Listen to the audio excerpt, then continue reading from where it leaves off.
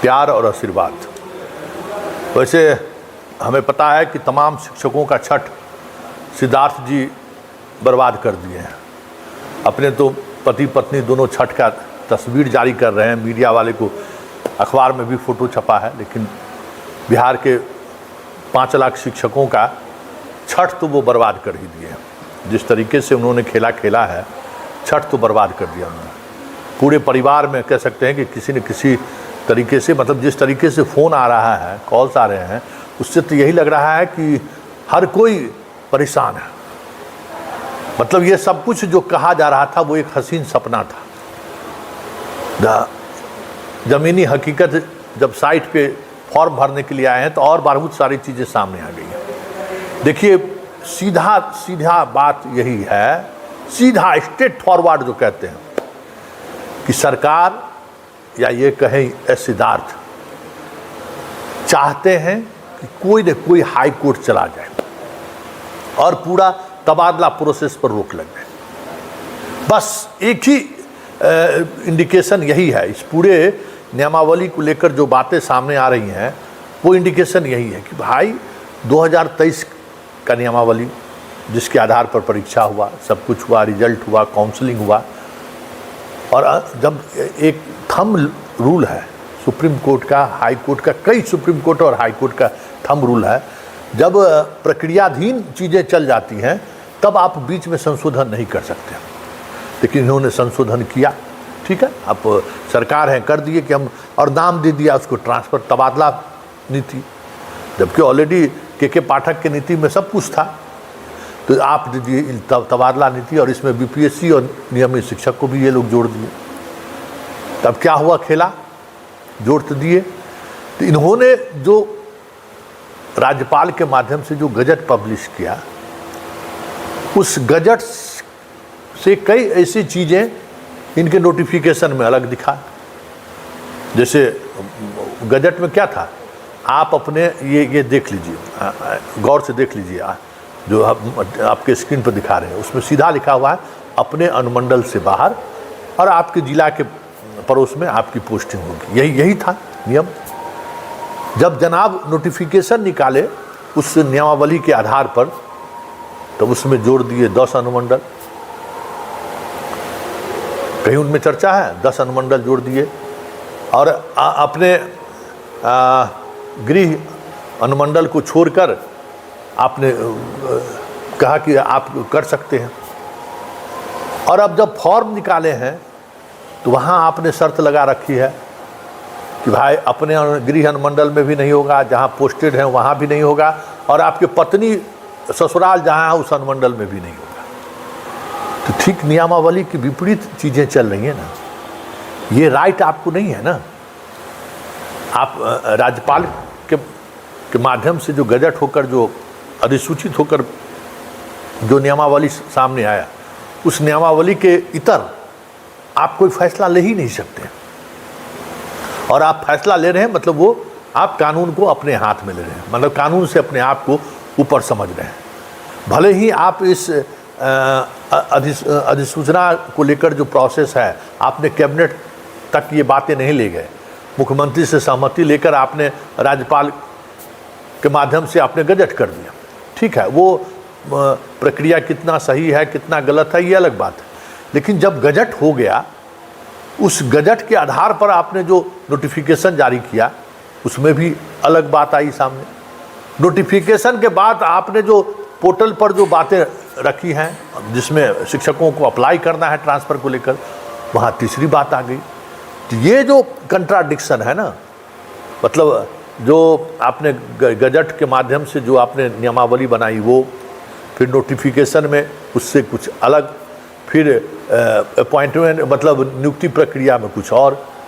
तो ये सारा कुछ यही संकेत दे रहा है कि सिद्धार्थ चाहते हैं कि कोई न कोई इस मामले को लेकर हाई कोर्ट चला जाए, और हाई कोर्ट चला जाए मामला स्टे लग जाएगा। लेकिन उसके पीछे भी एक राज है, ज़रा उस राज को आप समझ लीजिए। राज ये है कि जो इनका टारगेट ऑडियंस है, इसको इस तरीके से समझिए, टारगेट ऑडियंस मतलब टारगेट जिस शिक्षक को पटना लाना है वो है बीपीएससी के ऐसे शिक्षिका शिक्षक जो हम बार बार कहते हैं ना, महिला जो मंत्री का PS TS इधर उधर बहुत सारे लोग हैं जिनको पटना में लाने की जो कोशिश हो रही है, क्योंकि BPSC कहेगा भाई सक्षमता वाले गए हैं हाई कोर्ट, BPSC वाले तो गए नहीं हैं, और BPSC वाले को नियम से एतराज होगा तब ना वो जाएंगे भी, लेकिन क्योंकि उनको तो स्वैच्छिक तबादला का ऑप्शन है। मान लीजिए हमें पसंद नहीं है तो हम अप्लाई नहीं करेंगे, नो लिख देंगे। तो फिर वहाँ जो 2-3 हज़ार जो है जिसके लिए ये सारा खेल रचा गया, एकदम मतलब रावण वध का जो रचा गया था ना, ठीक उसी तरीके से ये रचा गया है। खेल जो रचा गया उसको हम जो मेरा टारगेट ऑडियंस जो है उसको हम जो अपने पास लाए, बस उसको चुपचाप कर देना है। हाई कोर्ट सुप्रीम कोर्ट अपना चलता रहे, इन शिक्षकों को विशेष शिक्षक नहीं बनाना है, अपना लड़ते रहे। नीतीश बाबू पूछेंगे तो कह देंगे कि ये लोग कोर्ट चला गया। आप देखिए अनुमंडल से बाहर हम पोस्टिंग कर रहे हैं तो उसके लिए भी तैयार नहीं है। लेकिन अब नेताजी लोग के पास तो गजट होगा ना, नेताजी लोगों के पास नोटिफिकेशन होगा ना, नेताजी लोगों के पास जैसो अब अप्लाई करने वाला फॉर्म भी पहुंचाइए। इतना तवज्जुह करने के बाद भी नियत जब ठीक नहीं है तो ये तय मानिए, वैकेंसी रहे चाहे नहीं रहे वैकेंसी, आपको जिला से बाहर करेगा, इसका नियत अब साफ दिखने लगा है। या नहीं तो फिर जो हम गांधी जी वाला बात किए हैं, हाँ गांधी जी वाला बात किए हैं, उस बात में आप अपना सहमति दे दीजिए तो फिर आप जहाँ चाहिएगा वहाँ हो जाएगा। ससुरालों वाला अनुमंडल में हो जाएगा, अपना अनुमंडल में भी हो जाएगा, चिंता मत करिए। कौन चेक करता है?